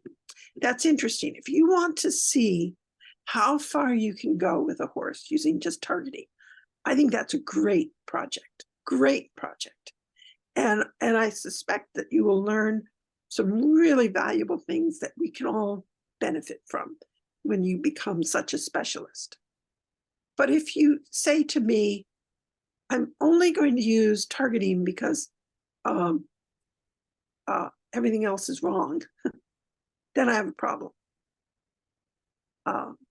Because that there are times when having the hint, we should say, being able to give my horse a clue using a tactile cue, using a halter and a lead rope, I can make really clear to the horse what is being asked. And then, and when you are having that little bit of extra information, may make it so much easier for the learner. If it makes it easier for the learner, I'm all for it. Mm-hmm. Yeah. So it's we're going to see lots of different variations on the theme, and it's how people use clicker training, what aspects of it, how what they emphasize. I always think of clicker training like this big umbrella under which I have fit all the what I learned, what I brought into clicker training from my previous horse experience, all the things that I added because of clicker training. They all managed to fit under this big clicker training umbrella. And there's some things that I just left out there. I don't need them. I don't want them. I'm not going to use them. I don't want any of that. But what each person puts under their clicker training umbrella, I think at the end of the day, if we look, there will be some things that we all have in common, and what we emphasize, what we become good at. I remember canine trainer Kay Lawrence, who's from the UK. She did this really fun experiment with her border collies, where she taught 3 of her dogs basically she taught the dogs to go out around a cone and come back to her. I may be misrepresenting the behavior a little bit, but it doesn't matter. So that the behavior was to go out around a cone and then to come back to a target location. And she taught it in 3 different ways. So one dog she taught with targeting. Another dog she taught with food lure. Another dog she taught with free shaping. And I'm trying to remember if I've got the 3 teaching strategies. If I've remembered the 3 teaching strategies correctly. But in any event, they were taught in 3 very different ways. And then she showed us videotape of these 3 dogs performing these behaviors. And she said, okay, now what I want you to do is tell me how each of those dogs was trained. And at the end of the day, when you watch the video clips, you couldn't tell. You were absolutely just guessing. So these 3 dogs taught very differently, using 3 different teaching strategies. They all each one mastered the behavior, and you could not tell, other than through guessing, which way they were taught. And Kay made the statement that it worked because, this is just such a Kay statement, because she was equally skilled in all 3 shaping strategies. And that to me really said it all. That I want to be, and I thought to myself at that time, could I make the same statement? You know, I know where my interests and strengths have led me, that I would not say that I was equally skilled in, sort of, if I picked 3 major teaching strategies, would I be equally skilled in all 3? No. So I listened to that and I said, well, I need to do something about that. So I could become a specialist and become super great at targeting, super great at the shaping on a point of contact, or, you know, whatever. But how much better to be able to say, I have devoted the time and attention to becoming proficient with each of the teaching strategies, and to really understand what they give me, why I would use them, why I would choose to, with this individual, why I might approach it in this way, and with this other individual, I'm going to have a different starting point. And that's the flexibility that clicker training gives us, which is one of its great strengths. When you understand that there's so much more to it than just, it's a marker signal and you give the horse treats. It is, surrounding that, it's the 2 sides of the click. So you've got the skill building side, you've got the reinforcement strategy process side, and there's so much that you can use as you're teaching to make it clearer and easier for your learner. And I think that's, when you talk earlier on, when you were saying, out there are some people who are getting into a muddle. I think it's in part, perhaps, that they haven't looked deeply enough at the clicker training to understand what a rich and well-supported training program and process it really is, and that it's not just, well, I've got this signal and then I'm going to give my horse a cookie. There's so much more to it than that. Who knows? Yeah. Who knows? Who knows? I'll be talking to one of those instructors as well, so I'll learn more. Yeah. And I should mention, sort of as we begin to wind down, that I do have this year a new book out. So there's the modern I horse training. have it. I have Oh, it. Yes, yes. good. I ordered it with Amazon. Yes, good. Print on demand.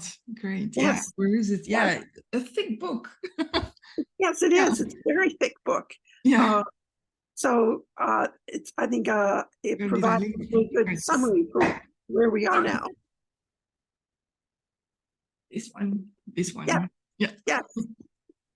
Printed in Poland, I saw. Ah, yeah. Well, it's certainly the whole print on demand, which is just an amazing thing. It means that you're no longer having to pay international shipping, Yeah. which costs as much or more than the book itself. Yeah, So, yeah. And you don't have to advance a huge amount of money to get some books no, printed. Yeah. no, it does make it much, much easier. So there are, that's I think a really great resource for where we are now. And there's so many other clicker training resources that are out there that people can access. So if they are curious about clicker training at all, there are good people teaching clicker training. There are great resources. There are books. There are online resources. There are online courses. There, all the teaching. So much more So than much when we more. started. Yes, Yeah. yes. Yeah, you were already there when I started, but I didn't have to invent anything. Yeah.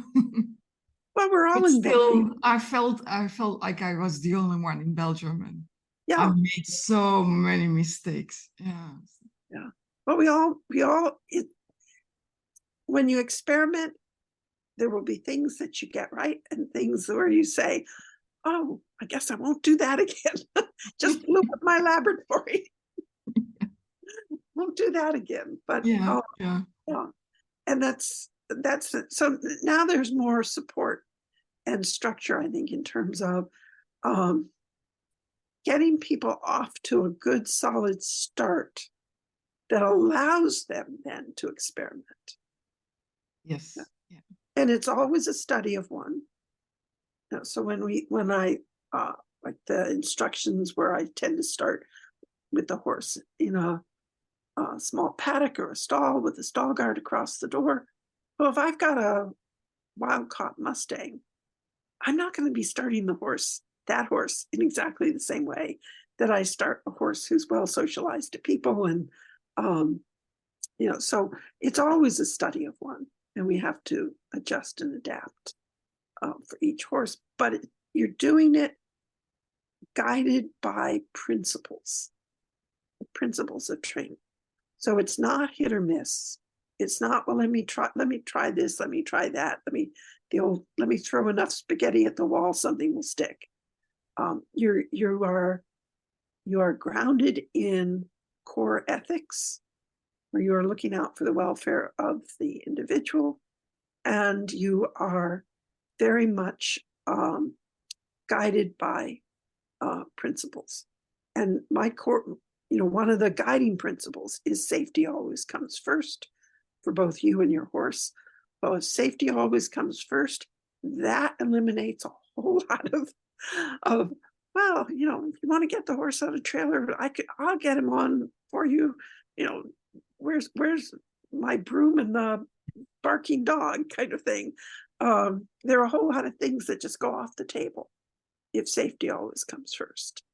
And so you're always guided by your principles, and they help you. So whenever I run into a problem, my loop is falling apart, I'm getting unwanted behaviors. And I start really scanning for, is there something physical going on that I'm running into this problem? And then let me go back to my core principles and regroup, being guided by my core principles. So, so there are guardrails, I think, and I think that's important. There are guardrails that help you to be successful. That's what makes, that's the core difference. It's an ethical decision Yes. to do this. Yeah. Well, one of the things that I have said for feels like forever, there the 3 layers to every training method. Every training method has these 3 layers. And the first layer is the core belief system. And you should know, for every trainer that you work with, every training book that you take and study and begin to use, you should know what is the core underlying belief system of the trainer. And that means, how do they really feel about horses? How do they feel about animals? And it's revealed in their language. So when you hear people talking about, horses as it's instead of he and she, you hear people talking about, well, she's just being lazy. It's just being stubborn. It's just being, you hear the labels.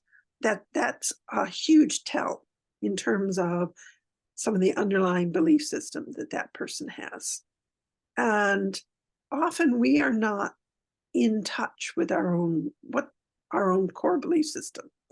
And when you have to take a little bit of time to think about, well, actually, what is my grounding? What do I really think about animals and horses in general? And I've always said, the way I describe it is, I'm a very sentimental trainer. Make no apologies about that. I'm a very sentimental trainer. I read Black Beauty when I was little, and I cried when Ginger died. And that describes it. Yeah. That's funny that you say that. I didn't know that, because I think I'm the only one in my family who ever thought about doing something with horses. But Yeah. For me, when someone asks, where did it start? It was Black Beauty on TV in black and white. I read the book, and I've never seen the movie. I'm not sure. It was a TV series. No, no. I'm not sure I would want to. No, probably not. Yeah. Books usually are better. Yeah, well, it's just there's so many parts of that story that are so grim and sad. But in any event, that what that has led me to is that this belief that horses are intelligent beings, they have a rich emotional life, and that needs to be acknowledged and cherished, and that they need to be treated with great kindness and fairness. And so when you encounter something like the new book, Modern Horse Training, that everything in it is informed by that belief system. You look at some of the other training methods, and we don't need to name names, I'm not going to, but there are many training methods out there. And if I think about some of the people who originated the training method, I would say that they had very different attitude towards animals, towards horses, that horses were more livestock than pets. And you get a very different kind of outcome when you start with that as your underlying belief system. That the horse is a working animal. That he's there to do a job. He's your ranch horse. He's there to do a job. And if he can't do the job, he's gone. It's a very different kind of, you make different choices based on that as your starting point. So what is the starting point? And your belief system does not have to match up with mine. You could have a very different attitude about horses. Maybe for you, horses are more livestock than pet. And yet you might still find that there are things within clicker training that are of use, but you might find that you don't wholly embrace what I'm teaching, because there is at the central core, there's a mismatch. What do you mean you give horses choice? How ridiculous. What do you mean the horse has a choice not to go? If I walk up to the mounting block, that horse had better stand next to the mounting block, because I've got fences to check today. And whereas I'm saying, hey, if my horse says this is not a riding day, I listen to that. So I remember a discussion with an Olympian rider, and she said, "What do you mean? My horse he cannot think, he has to do." So that was okay. That's discussion is over. He has to do. He can't think. Yeah, He shouldn't think. He has to do. So there, right away, there is in its core a different belief system. Now it's possible that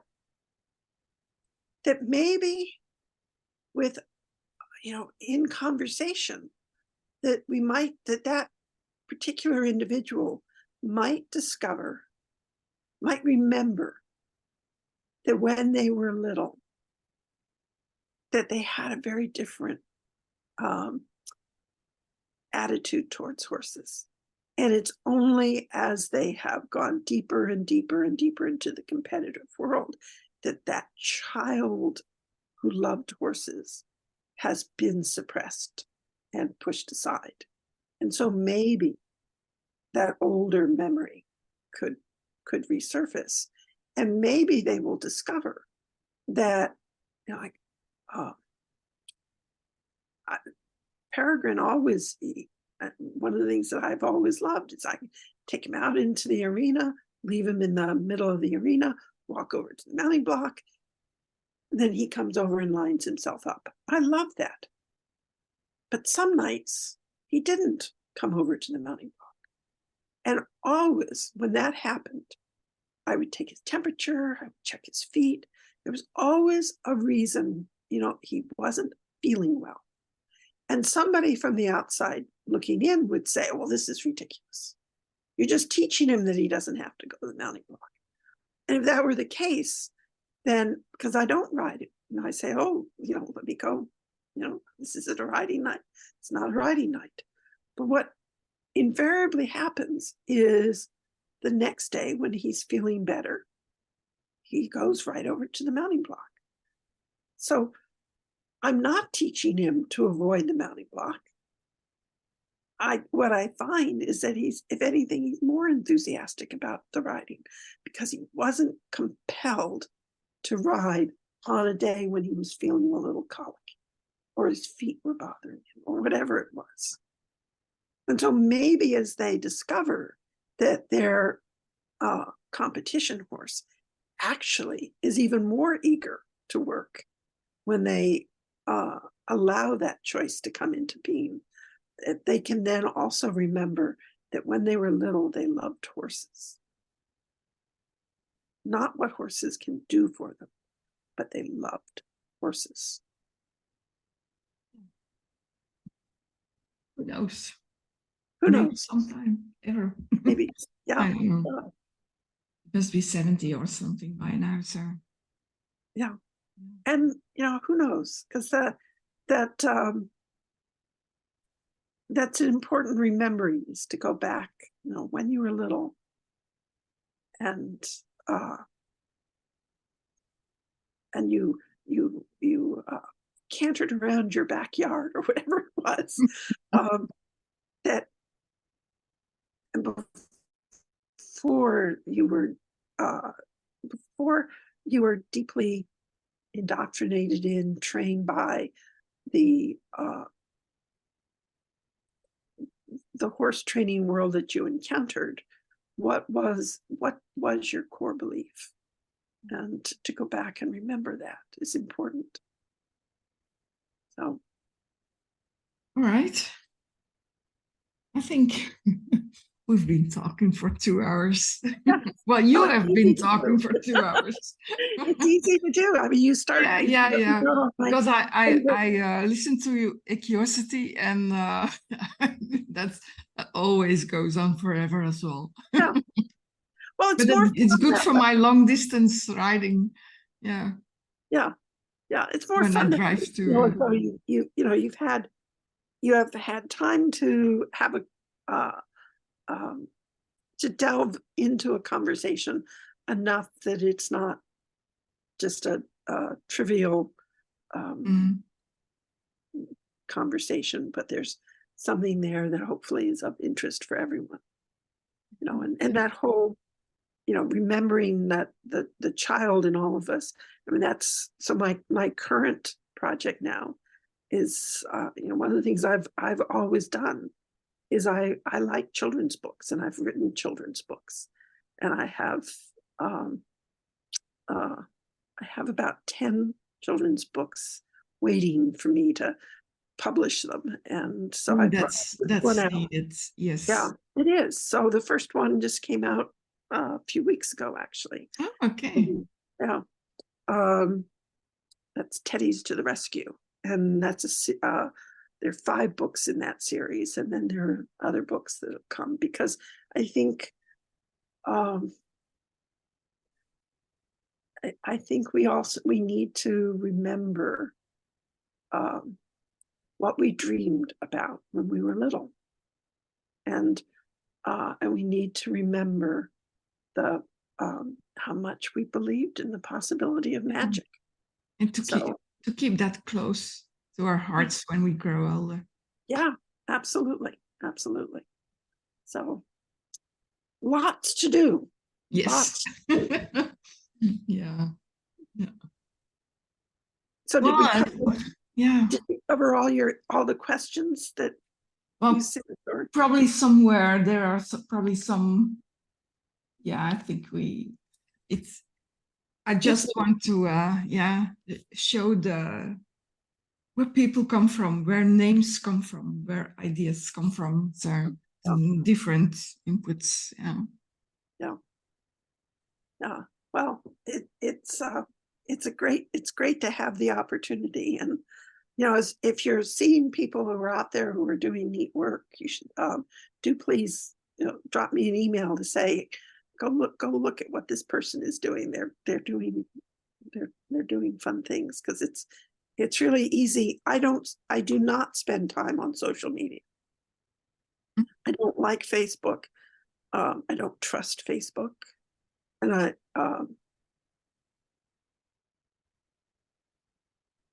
and that's always been the case. I know I use Facebook, but I use it very sparingly, and all these other things. So I'm not on social media. I'm not aware of all the things that are out there. Yeah. So I miss a lot. Yeah. Yeah. I don't see a lot of that with fingernails on the blackboard, but I also don't see a lot of wow, that's really great. All right. Yeah. So good. So tell me, and then we'll, before we disappear. So what are you up to these days? Well, this year I've been just making online lessons. I'm I've asked some people that have different specialties, and to make some kind of online course library with me. We've done theory, and next year will be more practical stuff. But that's the main thing that I've been doing. I'm also finishing a writing book. Starting to write with clicker training, not the advanced stuff, but just how do I keep thinking like a clicker trainer once I get on a horse. And then I'll probably start doing less with horses, I think, from next year on. I'm a graphic designer from education. And I've always been painting and drawing, and that's has been under the lid, and it's boiling, and I have to do that more again. So Yeah. that's well, So getting like older, I guess as well. that's how I feel with the children's books, that it's time for Yeah, them. Yeah. yeah, That I've written so much about about the horse training that I pretty much said what I can say, and said it in 10 different ways. yeah, yeah. That's what I have with this year. I like it's collecting all the ideas, and then your book came out, and I saw, well, she collected all her ideas. Yeah, yeah. It's probably the aging stuff. Oh, no, I think it's it's periodically it's time for another iteration of it or something. But Yeah, and I definitely think that going online is the way to go. I so prefer teaching.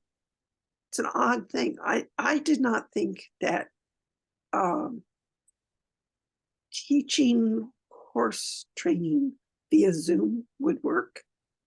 I thought, well, I need to be there. I need to feel what the horse is doing. I'm not, can I take the horse and feel for a few minutes what's going on here? And via Zoom, you can't do that. And you're only seeing little snippets of it. And I've just been astounded at but you how, can explain on through a short yeah, video clip, yeah. pointing things out. Yeah, And it's just a better way to go about it. And the horses are not traveling, so they're not being stressed by the travel. I can't tell you how many clinics I've given where the people come and they say, well, I want to work on riding. And the horse is completely falling apart because he's away from home. I'm not going to let that person ride. You're not going to get on that horse in front of me because I don't want to see you fall off. yeah, And um, and so, but when you don't have the travel stress, you can actually teach. yeah. So Not you have that people pay per month or something, and then they get your guidance, or how does that I work? have I have I have 8 online clinics that are up all the time. So people can join anytime they want, but they have to start at the beginning. So even if somebody were,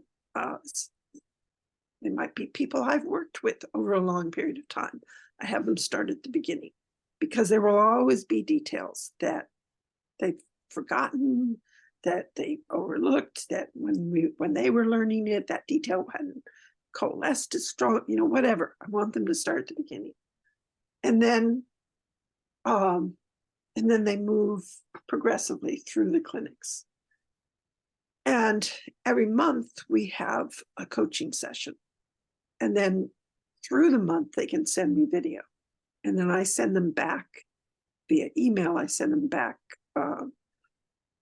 comments, critique, whatever, feedback, whatever you want to call it, on the video that they send in. And then once a month, we get together, we look at not all the video because it's too much when you get through it, but I pull from the video that people have been sending me, I pull out things that we want to look at together. And it means that every coaching session that we do is different because they're providing the material. It's their video that we work with. And it means that my carbon footprint is smaller. I'm not getting on airplanes. So that's a good thing. Less jet lag. Less jet lag. I don't have to get up at 2 a.m. in the morning to get to the airport. I was in, let's see, what's today? Saturday, I was just amazing. I was in Brazil. I zoomed off to Brazil in the morning. And today you're in Belgium. And today I'm in Belgium. That's right. It's an extraordinary planet. And I don't have to have jet lag, and I'll be back at the barn with my horses at the end of the day. And I don't think we are losing anything, but the challenge, and you probably, I mean, you did encounter it. You encountered it with last year's with the carrot sessions. I think coming out of lockdown, people were webinared to death, that they didn't want to sit in front of the computer for another webinar, and they wanted to be back sort of meeting up with people. And so there is that, how do we convince people that they actually can learn as well or better, and that they don't necessarily benefit that much from putting their horse on a trailer and going to a trainer who may not be that good, when you can get online and access from anywhere on the planet. You can access some pretty amazing resources. So depending upon, what language do you speak? Well, it's just Dutch, yeah. But Dutch, so if that's, then you go, then if someone just speaks Dutch, then they're finding your courses. If they speak English, they can come find my courses. If they speak both, they can learn from both of us. And but convincing people that that they probably watched a lot of really boring webinars for work, and that's not what this is. Yeah, and they learn from each other, from seeing each other as well. Yeah, they do. So I don't know. It's we're living in the age of Star Trek. So we need yeah, true. Yeah. The fact that here we are talking to one another, not just talk, but we can see one another. Yes, it's true. Yeah. My eldest daughter, she lives in Sydney now. And well, I used to have an uncle who was a missionary, like it goes in back then it was still Congo. And then we didn't see him for 2 years or 4 years, and every now and then a letter came.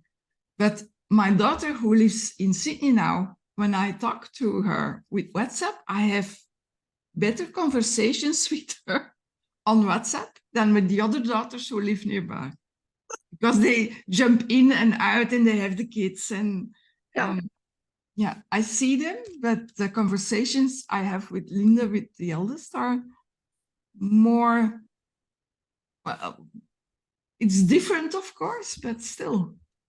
Yeah. No, I'm not surprised by that. I mean, there certainly are things where it's delightful to be with others. I mean, that there is a delight in that, but thank goodness for the internet. Absolutely. And to really encourage people to make more use of it, and so that they are not as dependent on putting their horse on a trailer before the horse is ready to be put on a trailer to go to a Without clinic. The internet, I wouldn't have read these weird posts from someone in America who was talking about clicker training. I wouldn't be here. That's right. Yeah. And clicker training would not have made it around the planet. Or maybe not to this point. Not to this point, yeah. Certainly not as fast, because it really is pretty astounding how it has just sort of zoomed around. Does not mean that everybody is embracing it, but it is definitely. Well, it's growing. It's definitely. And when people say, "Oh, I wish," how do we get clicker training to be more mainstream? and I think about that so differently now. It's not about getting it to be part of the mainstream, but it's about creating our own stream, and for that stream to become wider and deeper and bigger until it's a river, so it becomes its own mainstream. Because we don't really want it to be part of the mainstream, because it's not part of the mainstream. It's not part of that. It is its own. So the stream started out as a trickle, and now I think it's a good-sized river. Yeah. And it's getting more and more and more tributaries, which is as it should be. So who knows where, and it'll be interesting to see where it is. I started out a long time ago with Linda Tellington-Jones, the founder of Team. So I watched what she was doing to get Team out there. And this is way pre-internet. So she did not have, there was no internet when Linda was working. It was all done, magazine articles, that sort of thing. But when Linda was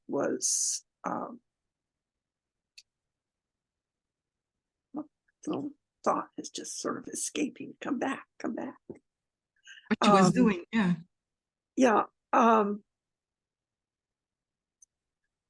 in terms of getting the word, spreading it around the planet, the internet definitely makes a big difference.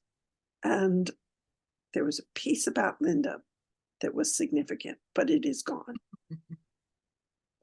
Oh well. Yeah. Oh well. It'll come back when we close. It'll come back at some point, but it doesn't need to come back. It was, it's funny how it just escaped. Oh well. Yeah. Oh well. Well, if I get my book finished, I'll send you one. It will be in yes, Dutch, please. but with tiny photos from movies, from movie clips. But well, you'll get a general idea. Yeah, I know. I was so on this one, this current one.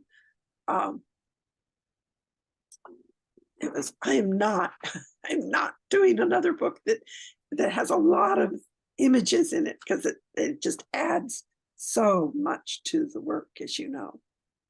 And getting those moments that represent what you're trying to because say.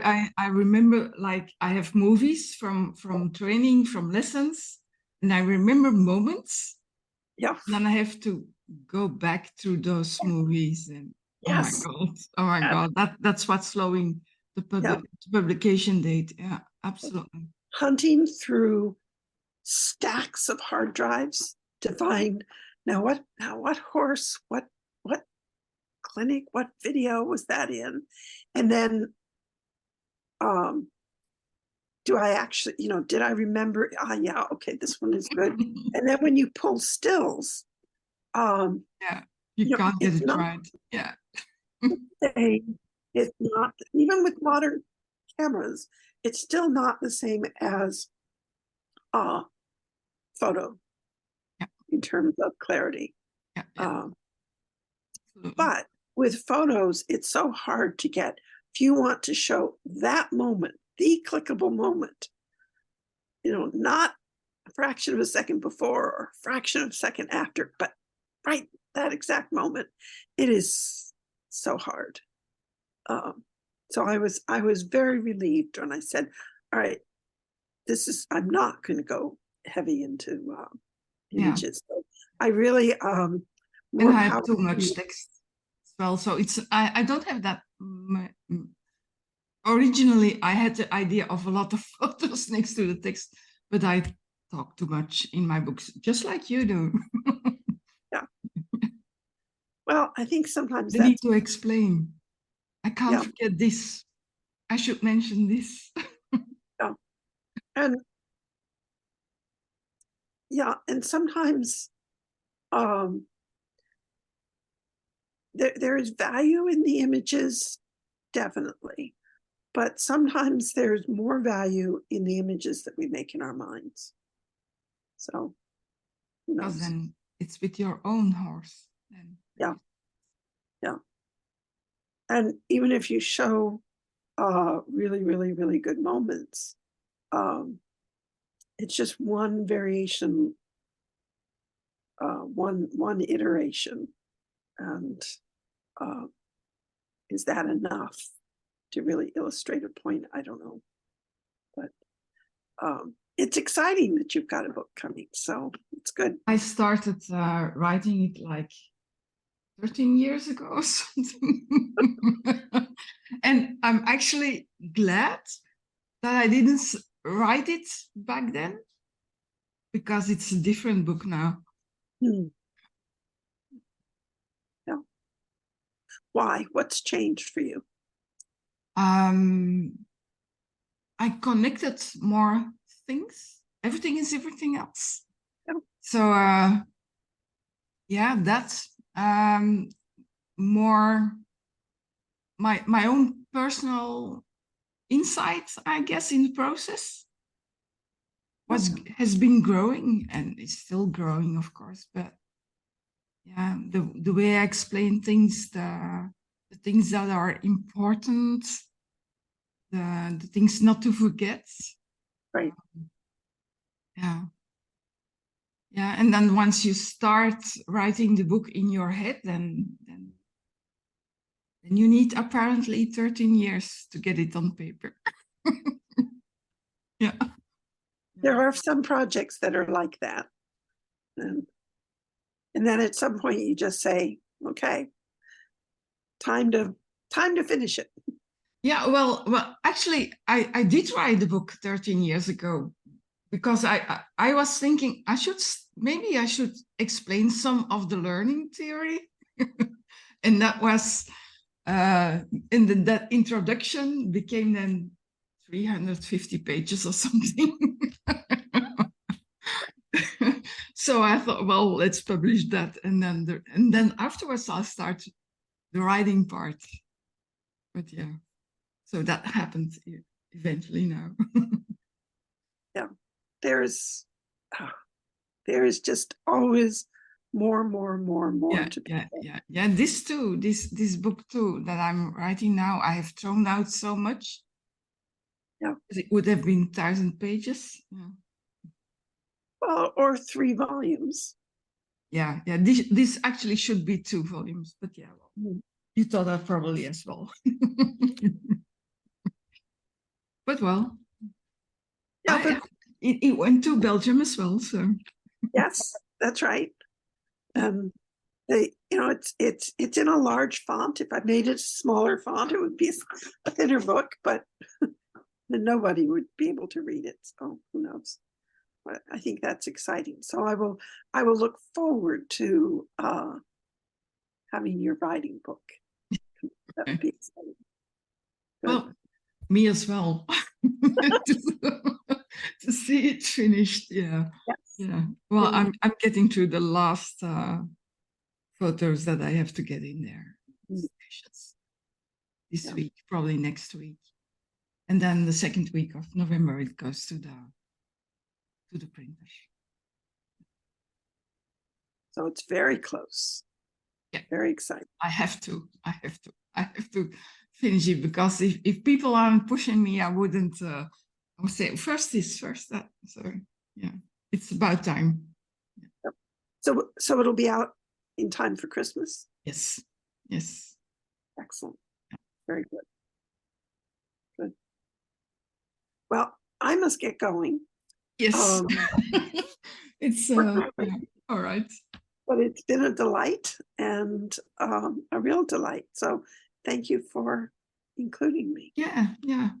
It's been it had been a while.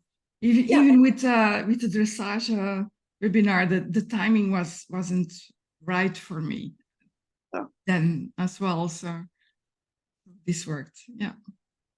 Very good. Well, I'm going to hit the leave button on the Zoom All right. and stay in touch. Yes, I will. Bye. See you.